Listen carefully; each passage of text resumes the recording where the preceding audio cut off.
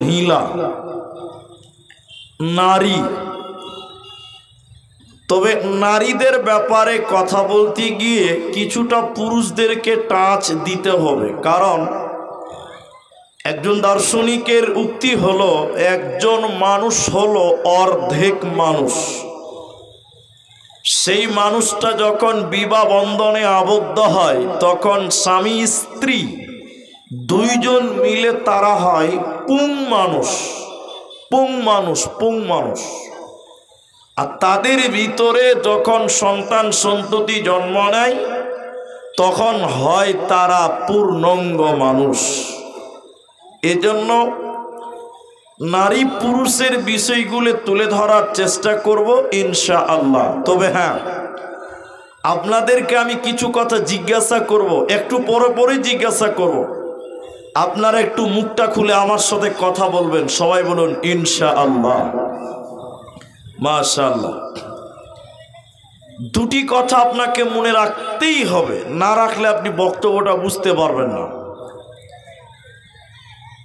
অনেক নারী সংগঠন আছে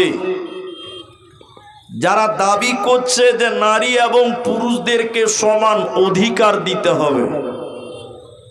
এই আন্দোলন করতে করতে বলছে যে পুরুষ মার্কেট করবে তো মেয়েও মার্কেট করবে, পুরুষ বাজারে যাবে তো মেয়েও বাজারে যাবে, পুরুষ চাকরি করবে তো মেয়েও চাকরি করবে।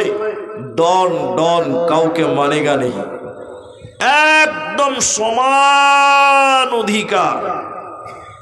এখন আপনাদের কি জিজ্ঞাসা করবো, আপনারা মুখটা খুলে উত্তর দেবেন, সবাই উত্তর দেবেন।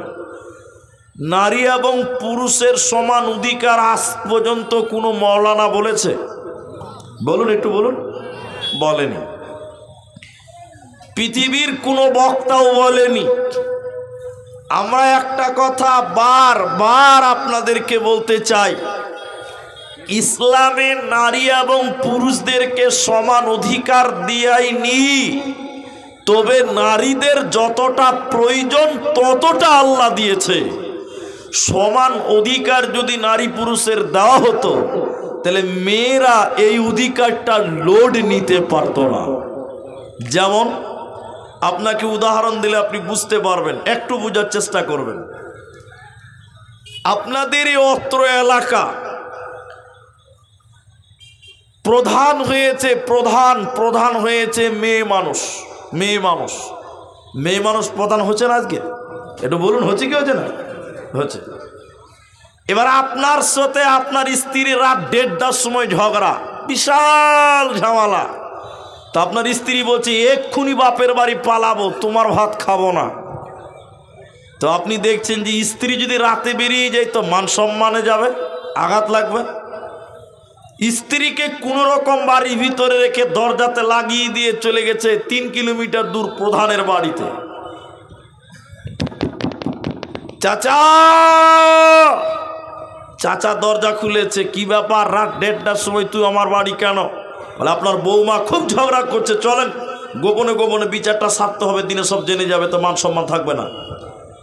পুরুষ মানুষ পঞ্চায়েতের মেম্বার, ও সাইকেল নিয়ে বলছে চ দেখি তো রাত 2টার সময় বিচার করে দিই, ঝামেলা আপনার মরে যাক, কি ঝামেলা হয়েছে দেখি চ। এখন আপনারা একটু মুখ খুলবেন ভাই। এই প্রধানটা যদি পুরুষ মানুষ না হয়ে মেয়ে মানুষ হতো, রাত 2টোর সময় একটা বেটা ছেলের সঙ্গে রাত 2টোর সময় আসতে পারত? আরো জোরে বলে আসতে পারতে? পারতো না। কেন পারবে না? ও যদি রাত 2টার সময় আসে তাহলে ওর লাইসেন্স ঠিক থাকবে না, থাকবে? আমরা বক্তারা রাত বিরাত রাস্তাঘাটে চলাচল করি, অনেক সময় দেখতে পাই মেয়ে পুলিশ রাস্তাঘাটে ডিউটি করে, কিন্তু আজ পর্যন্ত একটা লোক বলুন যে আমি একটা মেয়ে পুলিশকে রাত্রিবেলায় একা একা ডিউটি করতে দেখেছি? কেউ দেখেছেন আপনারা? না। যেখানে মেয়ে পুলিশ আছে রাতের বেলায় ওইখানে দেখবেন 4টা খালু পুলিশ আবার দাঁড়িয়ে আছে। কারণ মমতাও জানে, মোদিবাবু জানে যে একে যদি রাত পাহারা দিতে দেই তা মাল গোলমাল হয়ে যাবে। তাহলে সব জায়গাতে সমান অধিকার খাটবে? এরা কথা বলে না, খাটবে? খাটবে না। ইসলাম নারী পুরুষের সমান অধিকার দেয়নি, তবে হ্যাঁ নারীদেরকে যোগ্য সম্মান দিয়েছে, যতটুকু যেখানে প্রয়োজন ততটুকু দিয়েছে। বলতে গেলে অনেকক্ষণ লাগবে, একটা হাদিস আপনাকে তুলে ধরি। আল্লাহর নবীর কাছে এসে একটা লোক বলছেন, আল্লাহর নবী, আমার কাছে সবচেয়ে উত্তম ব্যবহার পাওয়ার হক রাখে কে? আল্লাহর নবী বললেন, তোমার মা। মনে রাখবেন, এই এদিকে তাকান। সাহাবী আবারও লোকটা জিজ্ঞাসা করলেন, এরপর আমার কাছে সবচেয়ে উত্তম ব্যবহার পাওয়ার হক রাখে কে? আল্লাহর নবী বললেন, তোমার মা। কবার হলো বলুন? কবার হলো? দুবার হলো। আবারও আল্লাহ নবীকে জিজ্ঞাসা করলেন, এরপর কে? নবী বললেন, তোমার মা। তিনবার হলো। লোকটা চতুর্থবার জিজ্ঞাসা করলেন, আল্লাহর নবী, এরপর আমার কাছে সবচেয়ে বেশি অধিকার রাখে কে ভালো ব্যবহার পাওয়ার? নবী বললেন, এবার বলছেন তোমার বাপ। তার মানে 25 ইন্টু 50 ইন্টু 25 75, তাহলে 75% অধিকার পেল মা, আর বাপ শুধুমাত্র 25% পেল।